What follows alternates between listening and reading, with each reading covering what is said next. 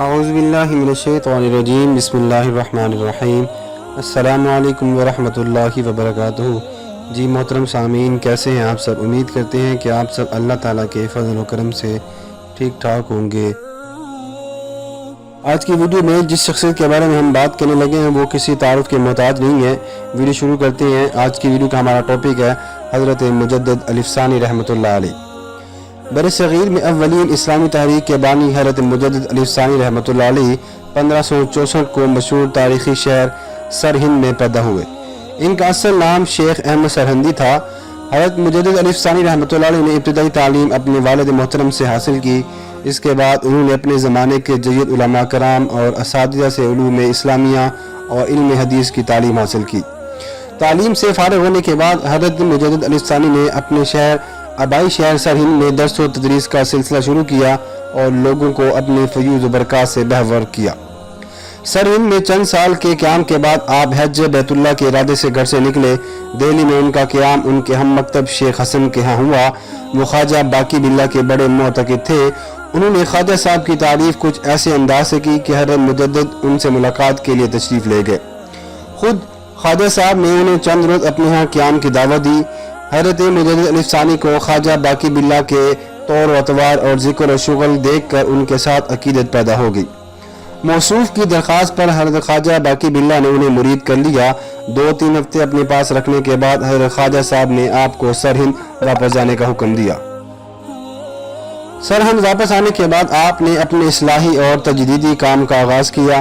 سب سے پہلے آپ نے شہنشاہ اکبر کے بااثر درباریوں اور صحیح العقیدہ امراء سے تعلقات بڑھائے اور نفاذ شریعت کی طرف ان کی توجہ دلائی۔ دوسری جانب آپ نے اسلامی ذہن رکھنے والے مریدوں کی ایک جماعت تیار کی جو آپ کے مشن کو پائے تکمیل تک پہنچانے کے لیے ملک کے طول و عرض میں پھیل گئی۔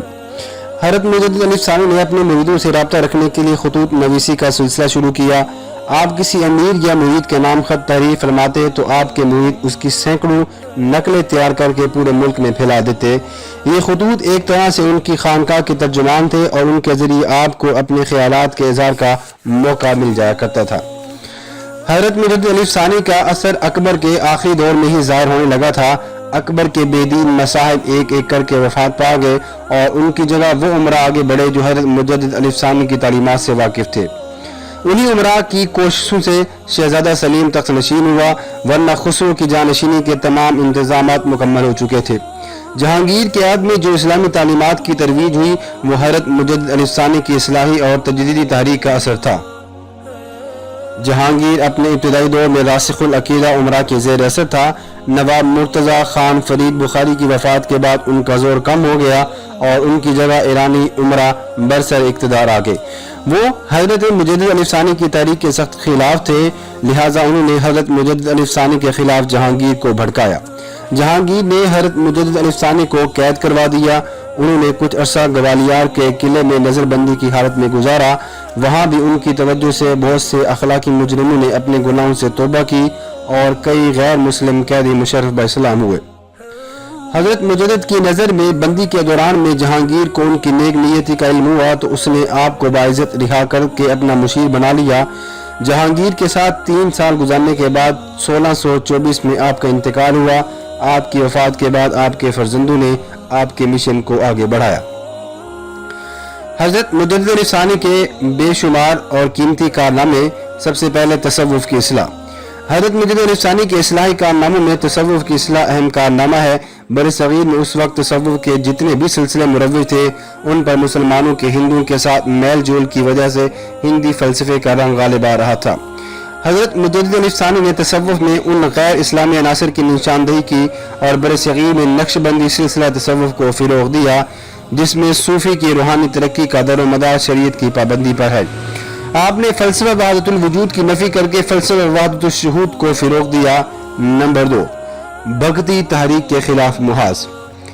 رامانچ، رامند اور بھگت گیر کبیر جیسے ہندوؤں نے مسلمانوں کا عقیدہ توحید اپنا کر ایک تحریک چلائی تھی جس میں پنڈتوں اور مولویوں کے ظاہری تقدس پر جی بھر کر تنقید کی۔ انہوں نے اسلام اور ہندو دھرم کو ملا کر ایک درمیانی راستہ نکالا اور لوگوں سے کہا کہ رام اور رحیم دراصل ایک ہی ہستی کے 2 نام ہیں۔ مذہبی رہنماؤں نے عوام کو لڑانے کی غرض سے ان میں تفریق پیدا کر دی ہے अकबर के दीन इलाही में भी उस तहरीक का रंग गालिब था। हज़रत मुजद्दिद अल-अफ़सानी के ज़माने में यह तहरीक बड़े ज़ोर और शोर के साथ चल रही थी। आपने हरदे राम नामी एक हिंदू के नाम अपने ख़त में इस तहरीक पर कड़ी तनकीद की और उनके नज़रियात को रद्द किया। नंबर 3, अकबर के दीन इलाही के खिलाफ मुहाद। हज़रत मुजद्दिद अल-अफ़सानी ने अकबर की बेदीनी और इल्हाद का डटकर मुकाबला किया। उन्होंने दरबारी उमरा के साथ ख़तों की दावत के ज़रिए शरीयत इस्लाम पर कारबंद रहने की तलकीन फरमाई। अगर आपको कहीं से ये इत्तला मिलती कि किसी मुसलमान ने इस्लाम के दिफा में कोई खिदमत सर अंजाम दी है तो आप उसे मुबारकबाद का ख़त लिखते। नवाब कलीज खान ने लाहौर में मस्जिद तामीर करवाई जिसमें वो खुद दर्स व तदरीस का फरीज़ा सर अंजाम दिया करते थे, तो हज़रत मुजद्दिद अल-अफ़सानी को इस पर बेहद खुशी हुई। हज़रत मुजद्दिद अल-अफ़सानी के तरगीब दिलाने पर उमरा में दीन की खिदमत में एक दूसरे पर सबकत ले जाने का जज्बा पैदा हुआ। जिस ज़माने में अकबर और उसके हवारी मनफी तासुरात फैला रहे थे कि इस्लाम एक पुराना दीन हो चुका है और अब एक नए दीन की ज़रूरत है, तो हज़रत मुजद्दिद अल-अफ़सानी और उनके रफ़क़ा ने बड़ी सख्ती के साथ शरीयत पर अमल करके दिखाया कि इस्लाम आज भी उतना ही तरोताज़ा दीन है जितना शुरू में था। नंबर 4, हिंदुओं के खिलाफ महाज और अकबर की हिंदू नवाज पॉलिसी से हिंदुओं के हौसले इस कदर बढ़ गए थे कि उन्होंने मस्जिदें और मकबरे मसमार करके उनकी जगह मंदिर तामीर करने शुरू कर दिए थे। जिन इलाकों में हिंदुओं की अक्सरियत थी वहां उन्होंने मुसलमानों को बहुत तंग कर रखा था। मुसलमान इस्लाम के शार बजा लाने से कासिर थे। अगर वो ऐसा करते तो हिंदू उन्हें कत्ल करने से भी दरेग न करते थे। इन हालात में हज़रत मुजद्दिद अल-अफ़सानी रहमतुल्लाह अलैह ने हिंदुओं के खिलाफ महाज कायम किया। अकबर और बाद के जहांगीर के दरबारी उमरा उनको ज्यादती की तरफ जहांगीर के दरबारी उमरा को उनकी ज़्यादतियों की तरफ तवज्जो दिलाई। हज़रत मुजद्दिद अल-अफ़सानी की सही काविश का नतीजा ये निकला कि जहांगीर कैद हुकूमत में इस्लाम को फ़िरोग़ हासिल हुआ। इसके बाद शाहजहां, औरंगज़ेब, आलमगीर जैसे बामर मुसलमान हुक्मरान हुए जिनकी कोशिशों से शरीयत को फ़िरोग़ मिला। दोस्तों, आज की वीडियो यहीं तक थी। उम्मीद करते हैं कि आपको हमारी वीडियो पसंद आएगी। अगर आपको हमारी वीडियो पसंद आती है तो हमारे चैनल को ज़रूर सब्सक्राइब कीजिएगा, बेल आइकन को भी ज़रूर प्रेस कीजिएगा ताकि आपको आने वाली हमारी हर वीडियोस जल्द मिल सके। अपना बहुत सारा ख्याल रखिएगा। Thanks for watching. अल्लाह हाफिज़।